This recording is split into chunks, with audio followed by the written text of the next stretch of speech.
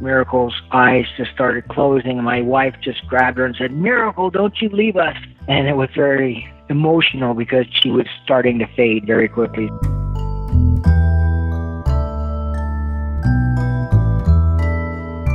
They just kept giving and giving towards Miracle, and everybody, I think, just fell in love with her story and what a little fighter she is. We've got to find this kitten with the camera. And he said, "Dave, don't worry, I'm not going to charge you anything, and I'm coming out there with my best technician, and I'll meet you there in 20 minutes, and we're going to get this kitten out of the storm drain."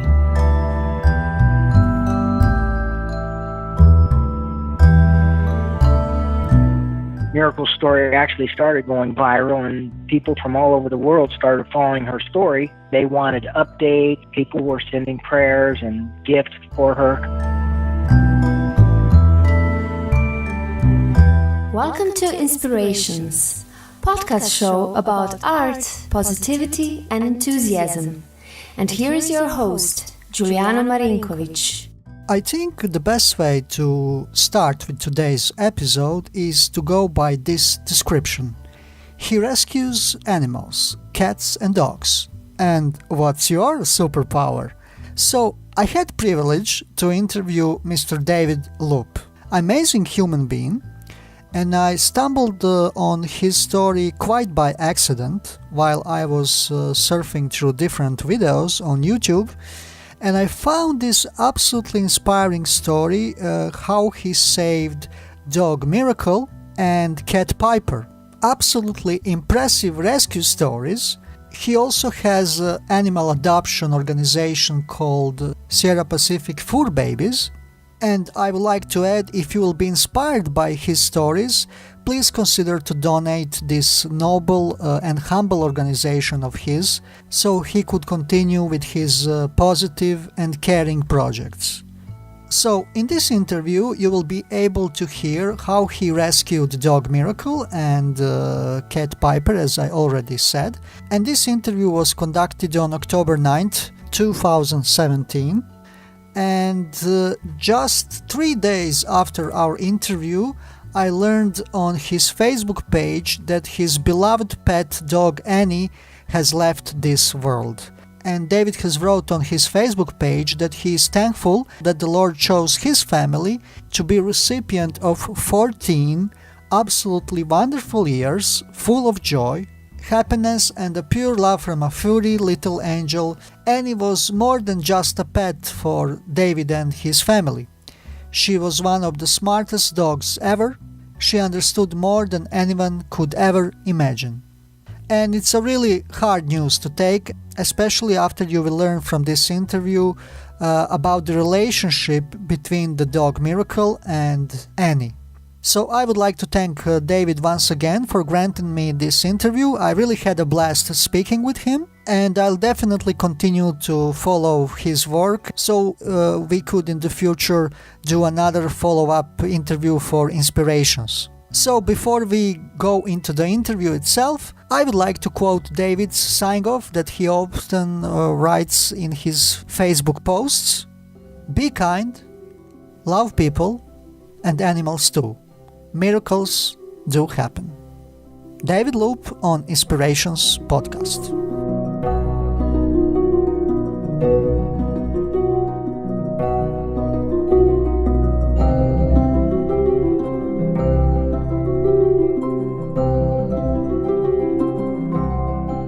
And tonight I have a great pleasure to talk with Mr. David Loop, and I by accident discovered his stories, and they are quite inspirational stories. I was so blown away when I learned about them, and he was so kind to grant me an interview so we can learn more about his goals, about his life, what he is accomplishing. So for the beginning, maybe David, you can tell us something about your background, how you ended up there where you are now, and then we can move from there. So the mic is yours, David. All right. Well, hi, and it's a pleasure to be speaking with you guys. So my background, I actually, my profession is I'm an electrical contractor here in the United States, California, and I've always loved animals. I was raised around animals as a young man. And I got into rescue because here in Southern California, there's an overpopulation of cats and dogs, and our shelters are very high-kill shelters, and unfortunately, many come in and they don't make it out. So it was kind of a gradual thing how I got into rescue. There was a dog that was due to be euthanized, and some girls reached out to me, and they said, hey, we'd like to get this dog out of the shelter because he's going to die today. And I said, well, I'll put up his bail. I'll pay the fees if you girls can go get him and foster him, and we'll see if we find a home for him. And we did that, and he was a wonderful dog, and he was an older one, and he probably wouldn't have made it out if we didn't get him. And that there, I guess I should say, was the beginning of my addiction to rescuing animals. It was such a wonderful feeling to see this life of this dog that was doomed and due to be euthanized, and that we got him out and we found him a wonderful home, and he lived out his last few years being loved and cared for. So it's really, for those who are in rescue, you understand probably what I'm saying about how it becomes addicting.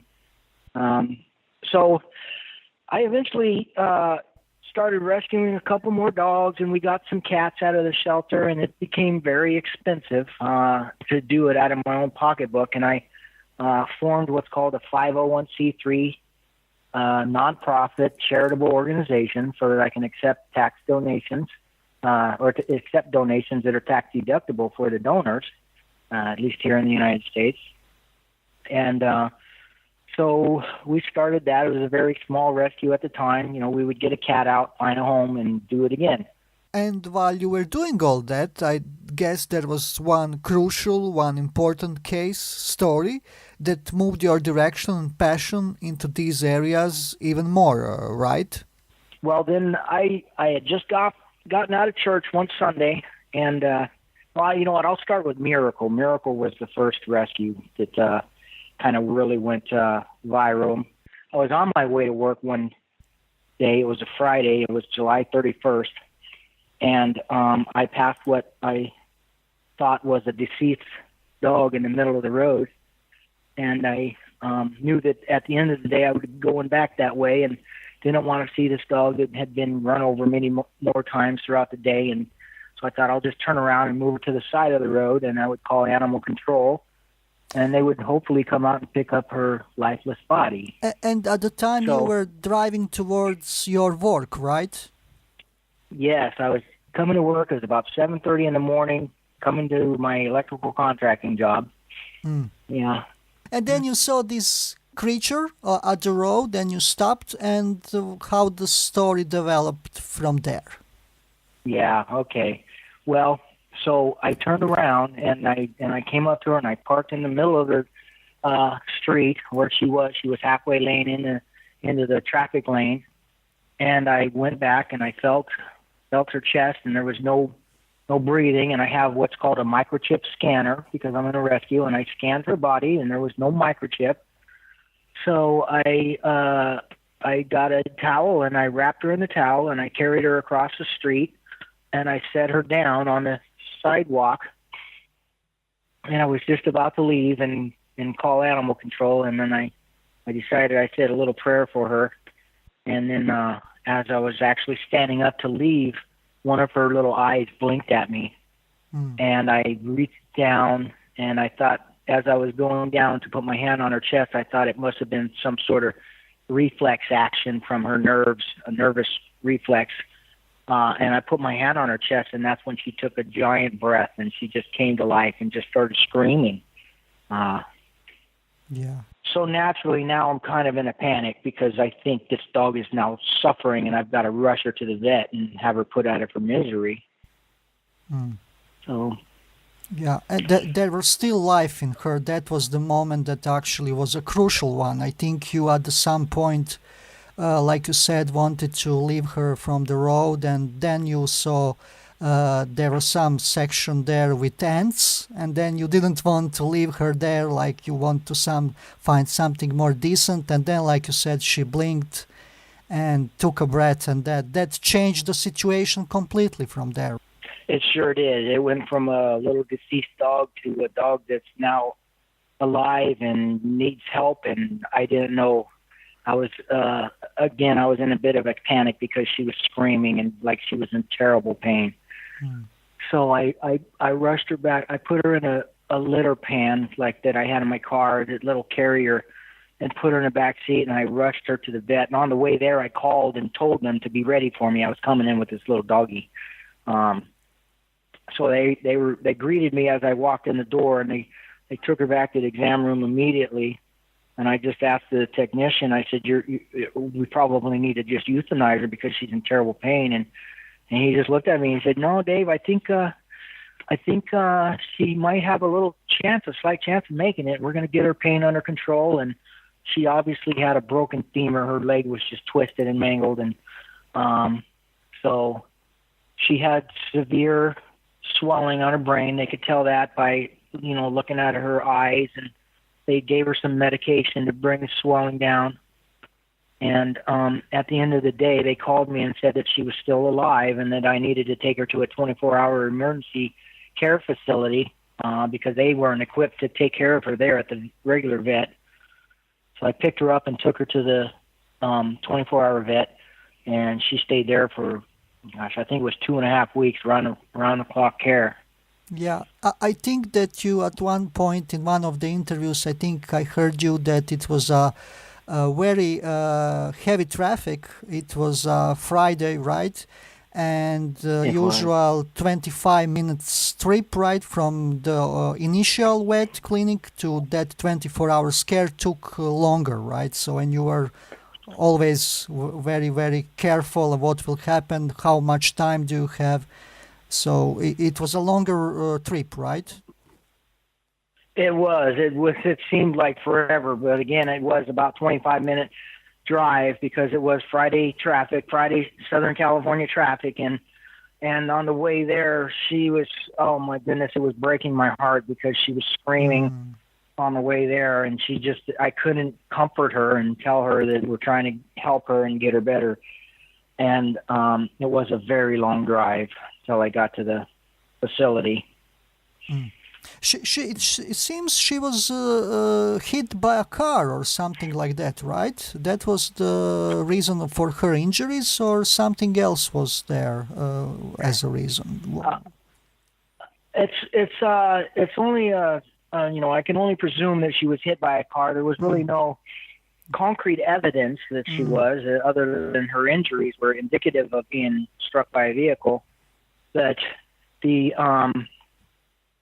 was very surprising to me because she's a very tiny dog. She was about 11 pounds when I found her, and it seems to me the extent of her injuries, I'm surprised that she was hit so hard that would cause that much injuries and for her to survive the impact.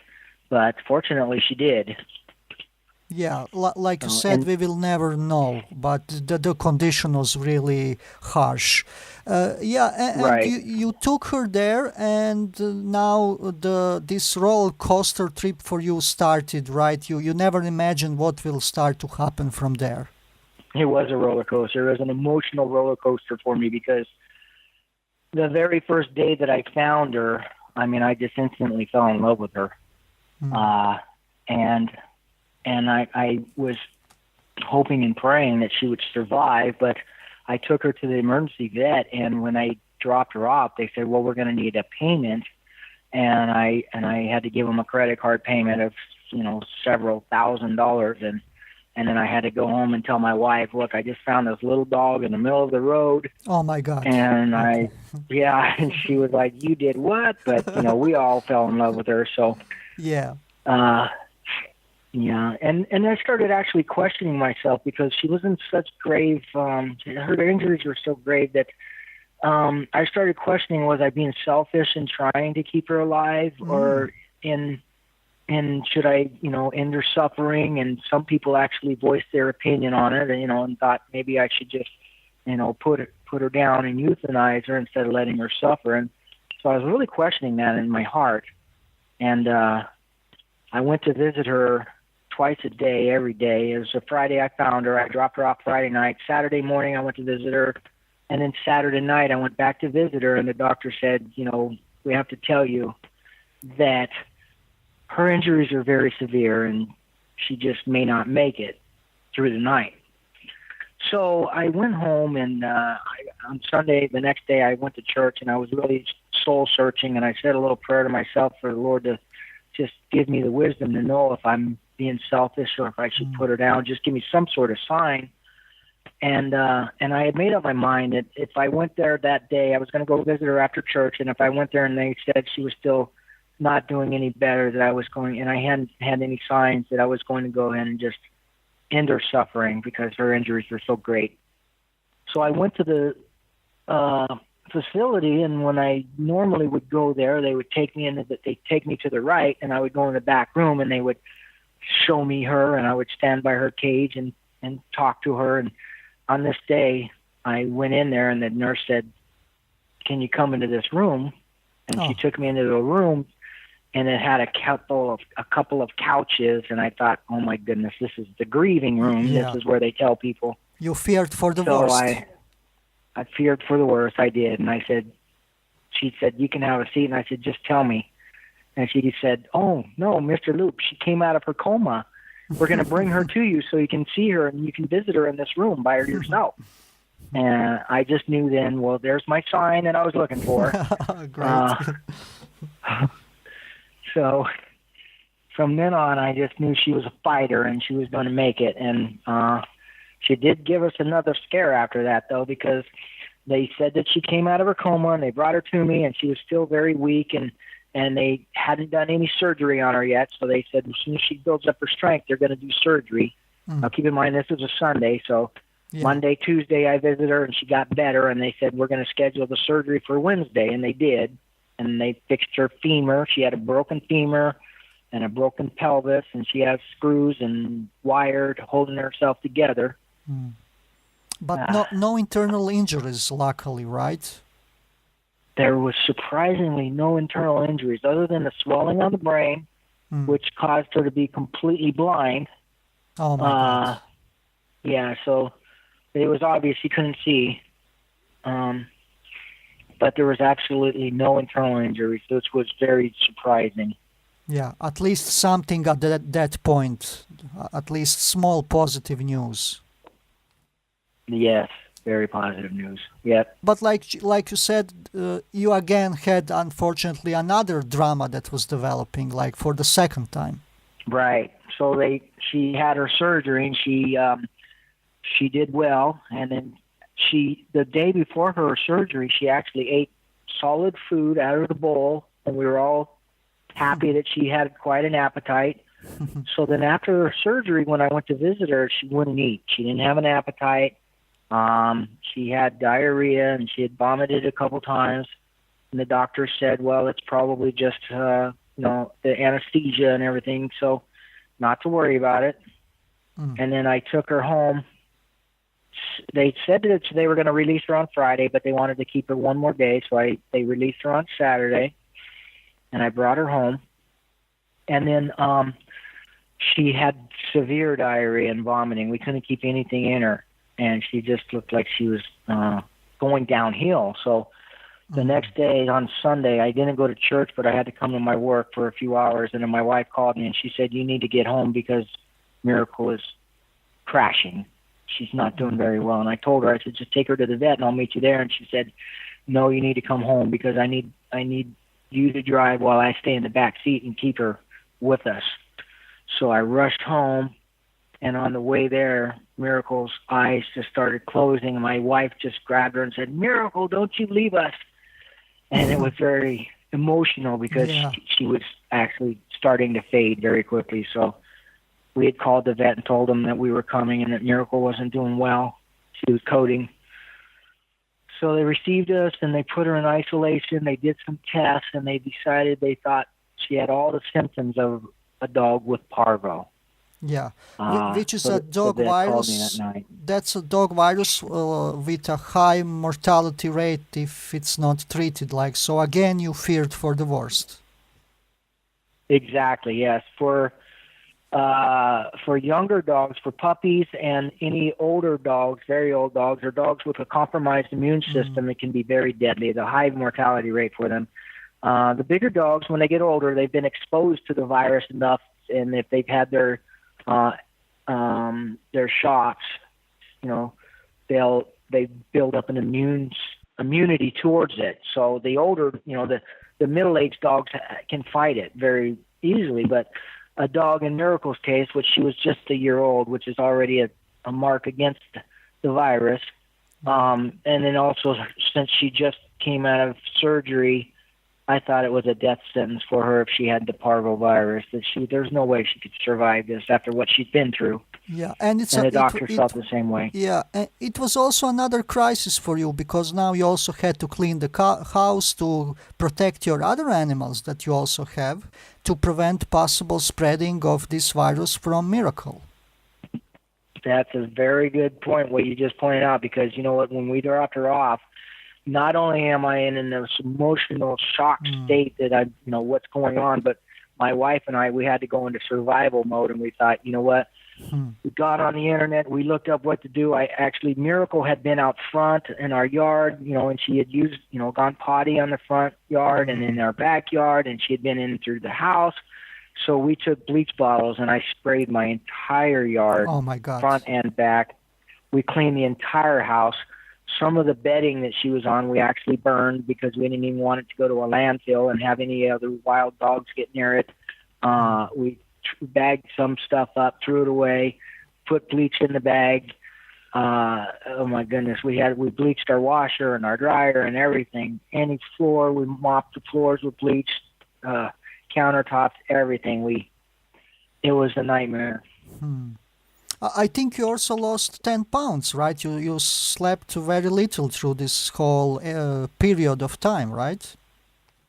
I did. I actually, I can't remember now how much I lost, but I did lose a lot of weight myself. I didn't realize how I was neglecting my health on myself because I was so focused on getting Miracle well and going to visit her and trying to work. And at that time, Miracle's story actually started going viral, and people from all over the world started following her story.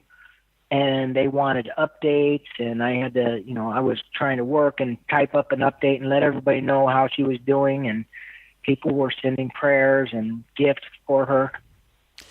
Am I correct that this was all happening in 2015?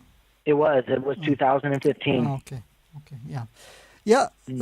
And then, so that you are again fearing for the worst for this parvo diagnosis, but happily there was some finally good news on the way. There was. In fact, they kept her in isolation because they weren't sure what the problem was and if it was a contagious disease. So I wasn't even, when I would go to visit her, I had to stay about 6 feet away from her crate, and I could only talk to her from a distance, and I felt terrible because she would just look at me with these little sad puppy dog eyes like she didn't know what was happening to her, and I just wanted to cradle her and comfort her, but I just had to visit her every day, and I wore a shirt all day, and I gave it to one of the technicians and asked them to put my shirt in her crate so that she could at least have the sense of my body with her and know that I was there for her. And they ran some tests, and it came back negative for parvo. Oh. So the doctors were confused. Yeah, it was a really good sign, but the doctors still didn't know what it was. So the doctors consulted with each other, and they finally realized that there's I don't know what you would call it, but the condition is called an ileus, and I guess it's an infection in their intestines and their stomach that's brought on by severe trauma. And what it does is their body's not able to absorb any nutrients because it's just coming up through vomit and going out through diarrhea. So their body's not getting any nutrients at all. It's almost like an intestinal blockage. Yeah, it's like a effect from the state of shock. Exactly, yes. And I think the body, I'm not sure why it does it, but it does that. So they realized, and the doctor said once they diagnosed that, it was a simple solution to get her well after that. And So once they realized exactly what it was, they treated her for that. And several days later, she was released from the hospital again. That was amazing. Surprisingly enough, I told you that she was blind, and I asked the doctor, I said, well, they said she may regain her eyesight. And I asked them, well, how long will it take? And they said, well, if she doesn't regain it in 30 days, chances are she's going to be permanently blind. And I would notice little signs that she was seeing me, and I'd tell the doctors, I think she's starting to see. And they said, no, it's probably she smells you, she knows you, and she's trying to follow where you're at. So everybody about was 30 days. Yeah, everybody was skeptical, but you were also preparing yourself. You started to research how to treat and to care for a blind dog, so you were already also ready. You are preparing for that condition too. Exactly. Yeah, people had been telling me that there was a lot of people on Facebook and the network that started, telling me, reaching out to me and telling me that they have blind dogs and what to how to prepare the house, make sure we don't have a pool, or there's just certain ways to prepare to have and care for a blind dog, and we did that. We started, and plus she was blind, so we had to keep her safe, and it was I did a lot of research on it to find out, and started realizing that it wouldn't be that difficult. She'll be able to live a fairly normal life. We just had to make some accommodations for her. And you were determined to care for her one way or another. That also shows it again that you are ready for everything. Oh, yeah. From the first day I found her, where the bond was set, and I just knew that it was my calling to care for her. And even the name is so symbolic that you gave her. The name is so symbolic. Yeah, it's the first name that popped in my mind as soon as she blinked at me. That's so great. And then I think at one point you, went to the mailbox or something like that. She was in the car, and then you finally noticed that she's reacting towards you, and it seemed that she could see. It couldn't be explained by the smells or sounds because she was in the car. That's exactly right. I'm a little amazed at how well you know Miracle Stories. Yeah, so you're exactly right. I was so fascinated, Dave, that I really took some time to go through it, and it's an amazing story. I mean, it really inspires people. Yeah. So So that was. So I'll elaborate on that. The doctors had been telling me that, because I kept telling them that I think she's starting to see, and they.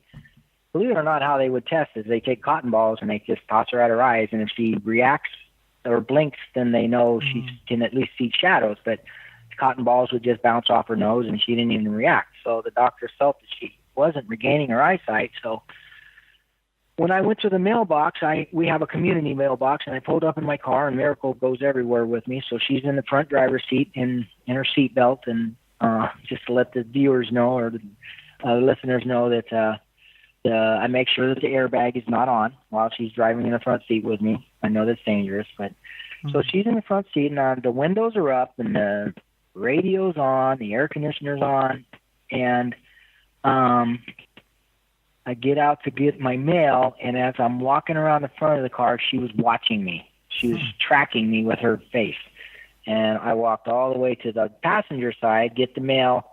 And I'm looking at her, and I'm like, okay. And I walked to the front of the car, and she followed me. I walked to the driver's side. She followed me. She was looking at me wherever I went. So the process of elimination, I know that, okay, she can't smell me. She can't hear me because the window's up and the air's on and the radio's on, and she's not hearing my footsteps. So I took a video of it, and I videoed her, and I walked back and forth a couple times, and I took it to the doctors, and I showed them, and they all agreed. They said that's proof right there that she's definitely following you. She does see you. So, and I could tell that her vision was compromised, and I think at first she was probably just seeing shadows, but she was seeing my shadow. And now, 2 years later, she's very well, but there's sometimes I can tell that she hasn't regained 100% of her vision. So, but she can see very well. Oh, even that is so amazing. I mean, from the edge of the death, She's actually normal. She has normal functions. She's now in your house. I watched some of the videos. She's very happy. I mean, that's really unbelievable. I mean, from the point that you brought her back to life, I mean, like you said, maybe the vision is not 100%, but she can still function normally, right? She runs, she can see obstacles, right? Oh yeah, she has no problem. She traverses the stairs like it's nothing. It was every little milestone from the day that I found her was just, it was heartwarming to see, like, her first step, and then her first walking, and then her first running, and then she, for the longest time, she wouldn't go up our stairs, and nor would we let her. We kept her down at the bottom of the stairs, and we would carry her upstairs if we needed to, but she finally got the nerve, and she took a couple steps up the stairs, and she realized it was nothing, and she runs up and down the stairs now, and she's just a vibrant young lady. Yeah. They always say the dog or a cat will know their savior. They will recognize, they will have a bond with that person. I can definitely see that in the photos. And I think it's really lovely that you have other dogs and cats in the house. And can you talk a little bit about their mutual relationship in the house? Oh, yeah. So Miracle has two older sisters, Annie and Trixie. Annie's our senior dog. She's 14 this month, and Trixie's about 7. Annie's like a Rhodesian Ridgeback, and Trixie is a German Shepherd and a Black Lab mix. And from the day we brought Miracle home, they have been nothing but protective big sisters to her, especially Trixie. Trixie is very protective of Miracle. Now the cats, they love her, and we have 2 cats in the house, and Evander and Romeo.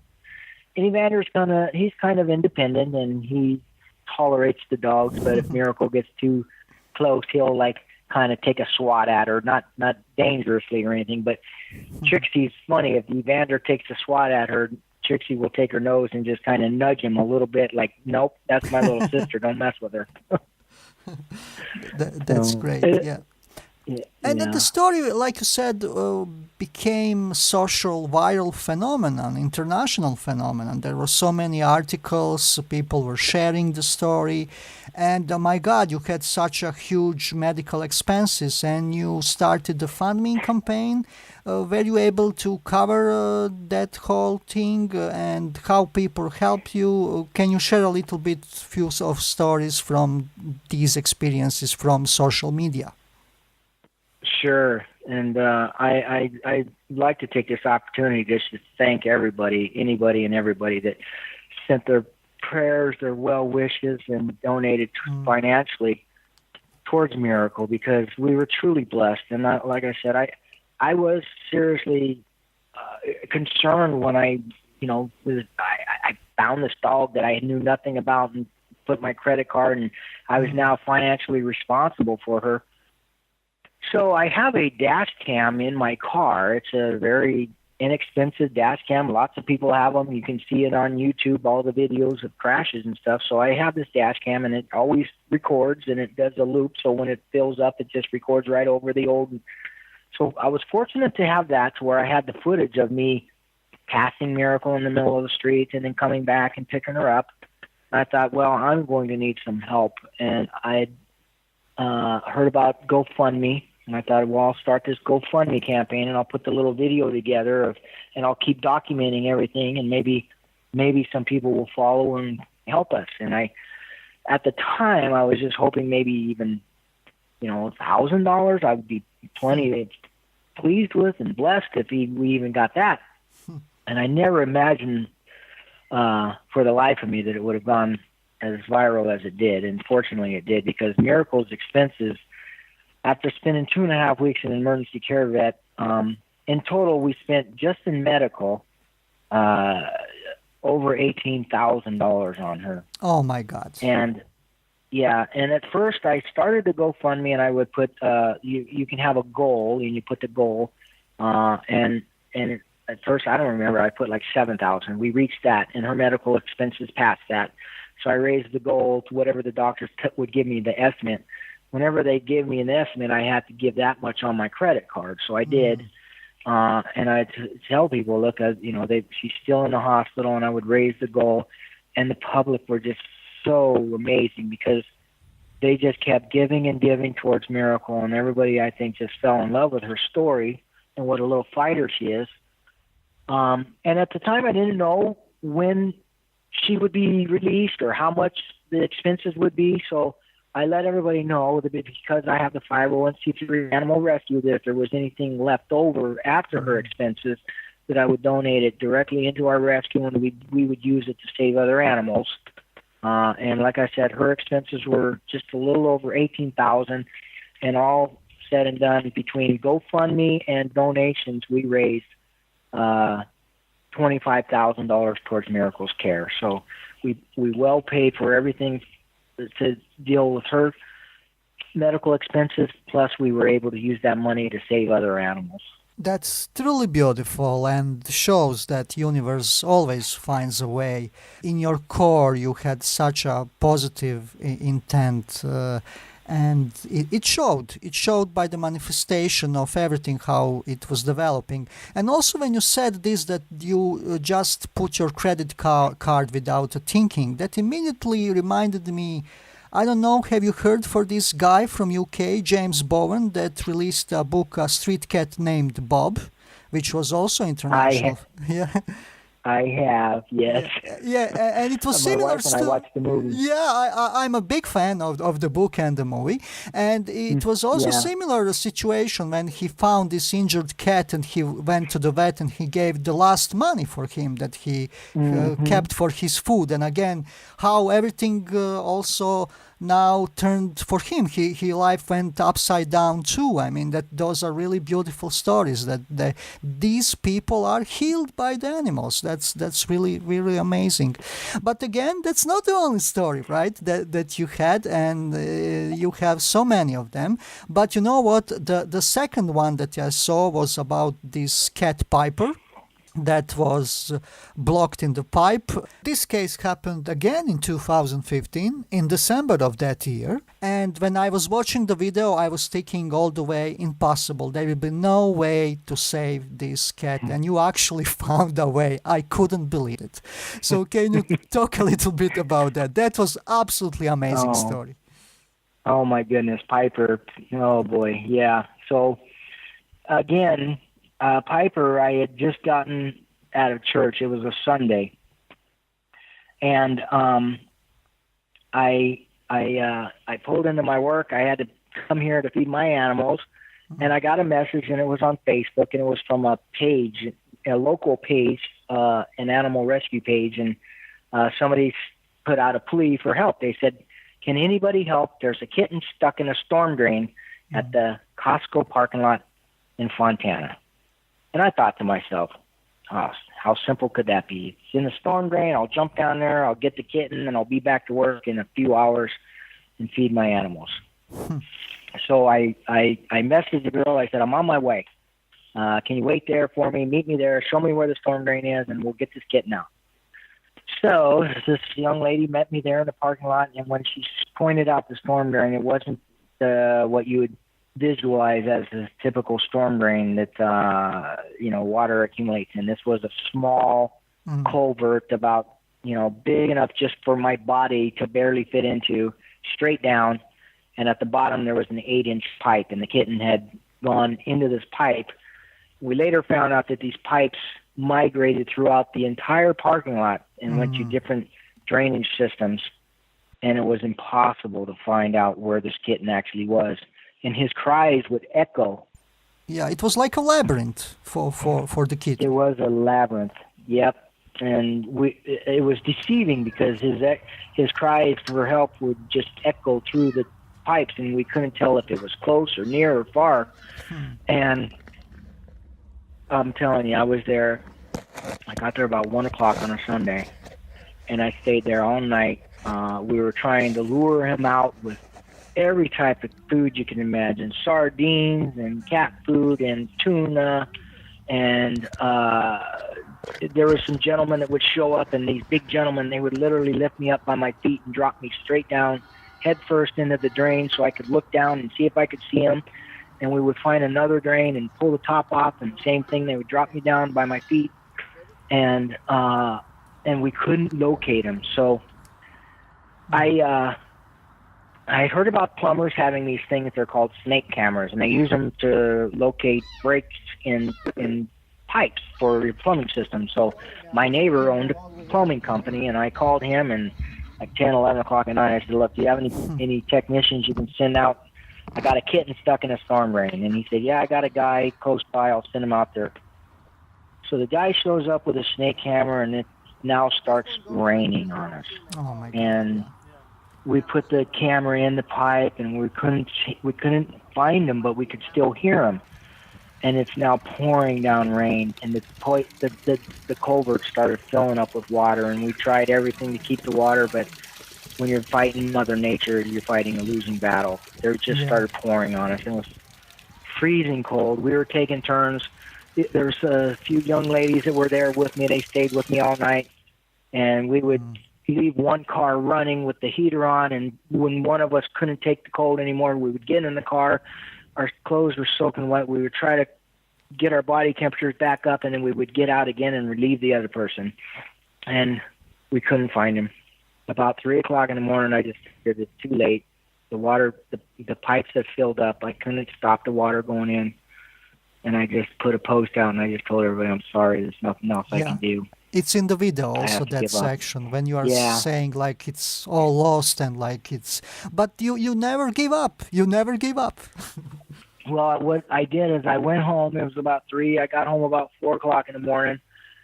And I just laid down, and I literally got up 2 hours later. I couldn't sleep, and I looked outside, and it was perfectly blue sky.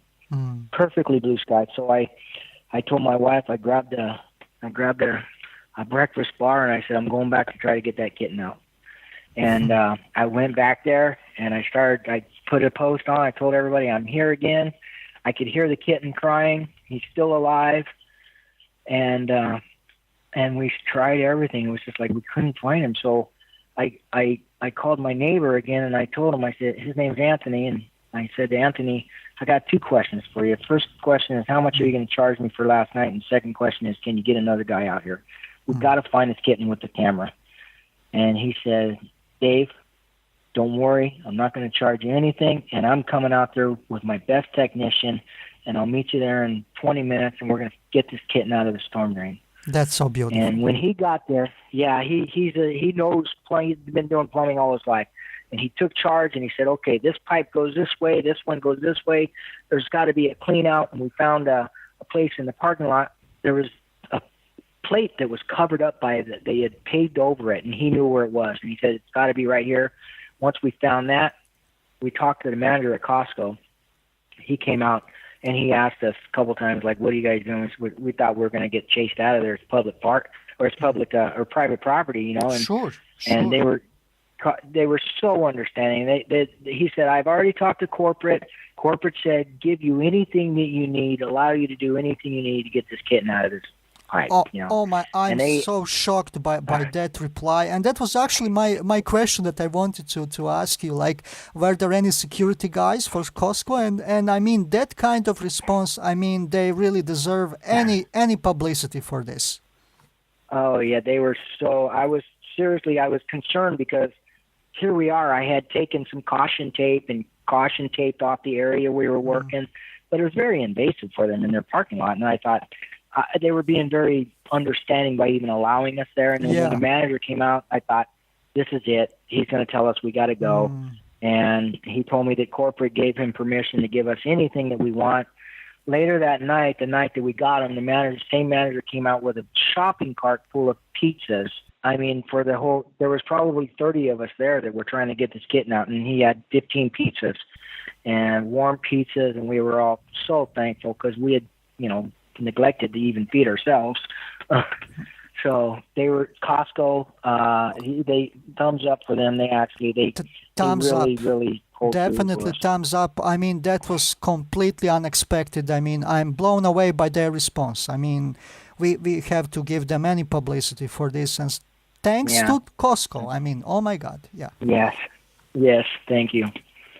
So my neighbor ends up showing up, and he took charge, and once we found that one cover that had been paved over, and we opened that one up, and we put the camera down there, and we saw the kitten for the first time.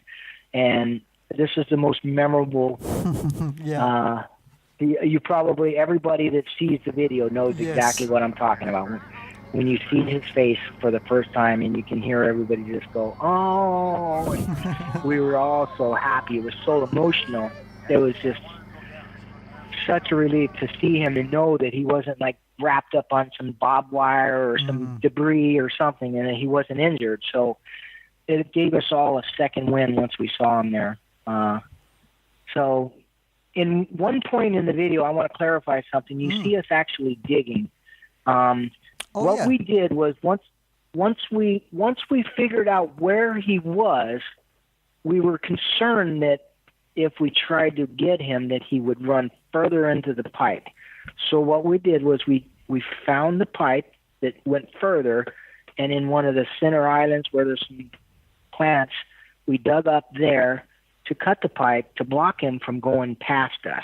Okay. So that, because if he would have went past, there was a giant storm drain vault it was literally about the size of a house that was under the parking lot that just would fill up, and once it filled up, it would overflow and then go into the culverts, the drainage system. So we were worried if he ran through that pipe, he was going to land in there, and we would never get him again. He would we blocked off his forever.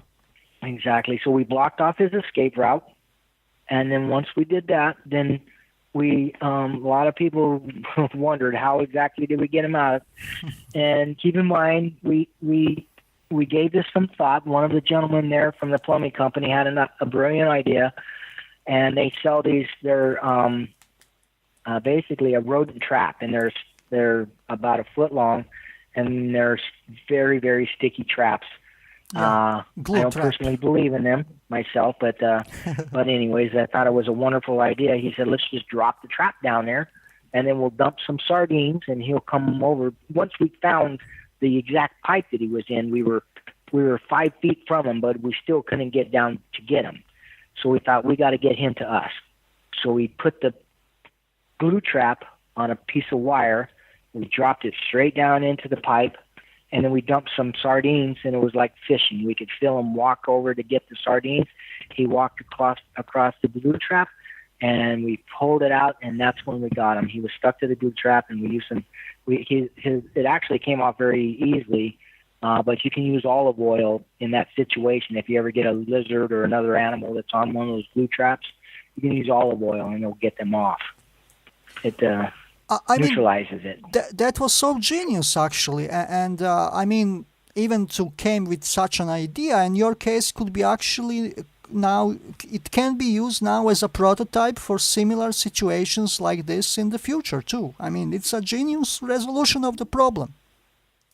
I really thought it was, and I actually have been, since then, I've had other rescuers all across the country that they'll reach out to me, and they'll call me and say, David, I'm here on scene, and I've got and I'll give them the knowledge and anything that we tried.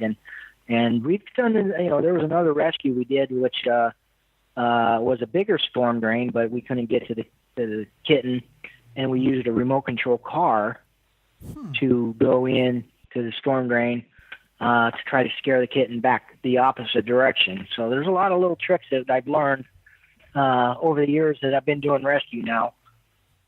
And the glue trap was one of my favorite. Yeah, that was a great one. And in the end, you were able to pull Piper out. And can you give us the update of his condition and where he ended up in the end, how everything was concluded in the end?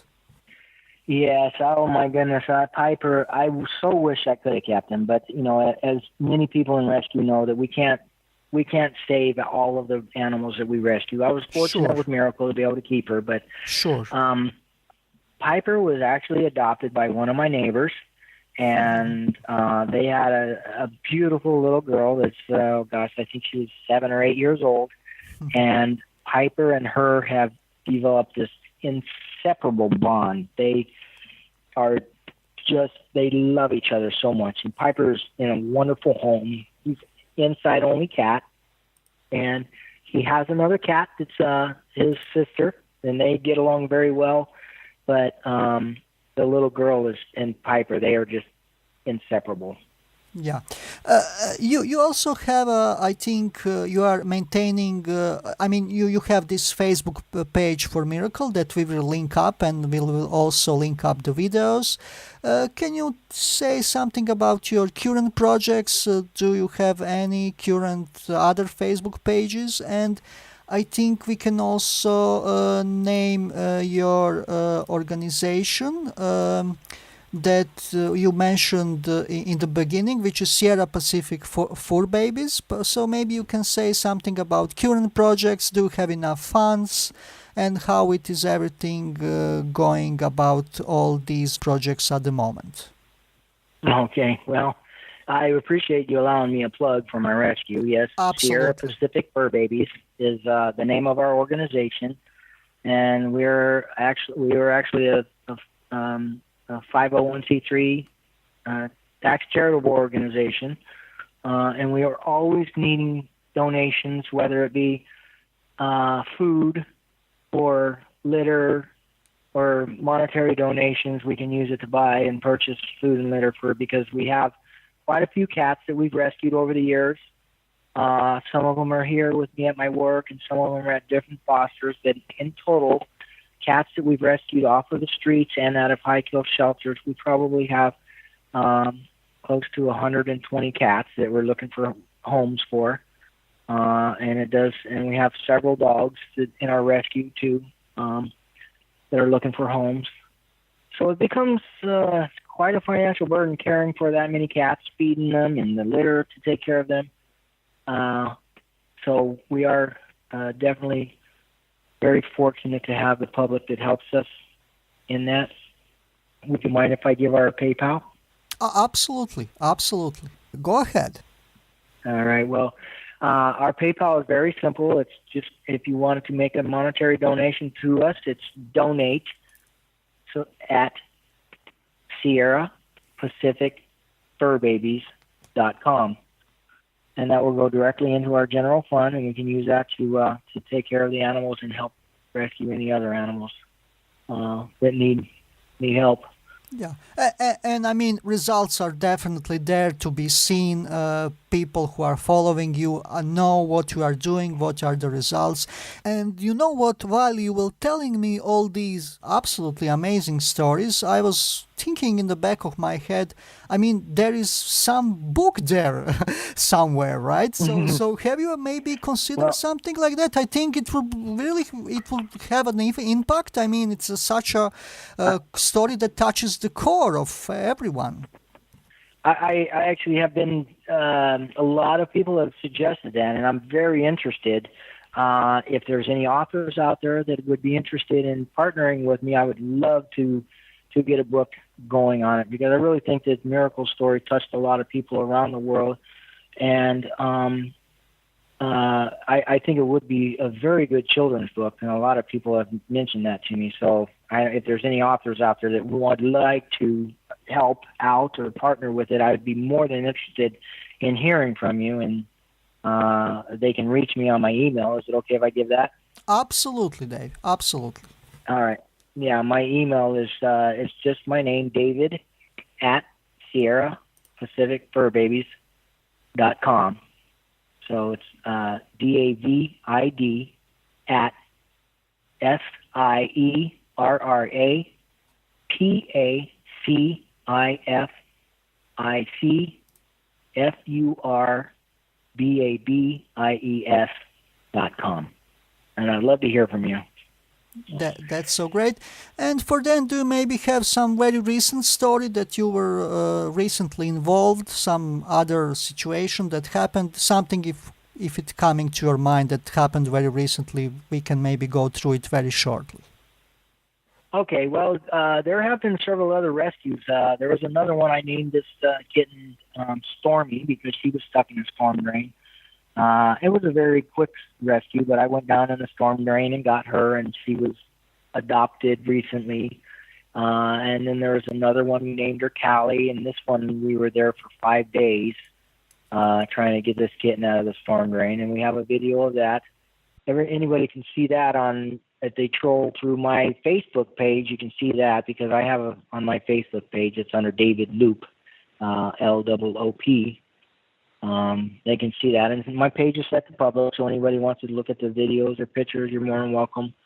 But I also have, like you had mentioned earlier, Miracle has her own Facebook page because people wanted to follow Miracle and not necessarily see all my everyday activities in my life. So I started her own page, and I periodically give updates. And when I first found her, I was giving 2 updates a day, and then it declined to once a week. And now every now and then I'll post a video of Miracle just to let her fans and followers know that she's doing well and how she's doing. And you can find that on Facebook. It's under A Dog Named Miracle. If you just type that in the search bar on Facebook, it'll come up, A Dog Named Miracle.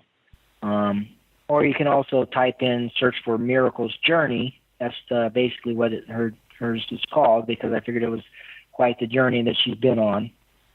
So. Absolutely, yeah. Was there any other short story that you wanted to add, or that was the last one?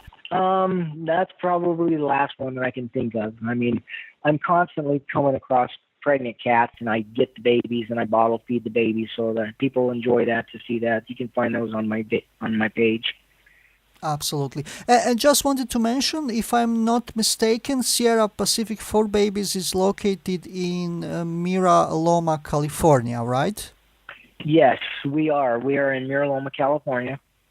And we have it's a physical address, but it's a UPS box, the address that we give for that. But yes, our general location is in the Southern California area. That's great, and it's a really nice page. We will also put a link there. Dave, it was such a pleasure to talk with you. I mean, these stories are quite amazing. I will continue to follow your work. Whenever something new happens, if you will be interested, we can do something again in the future.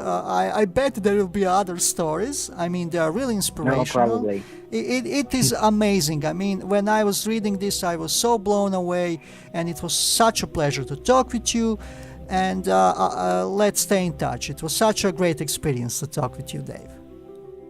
Thank you very much, and I appreciate the opportunity. Thanks so much, Dave.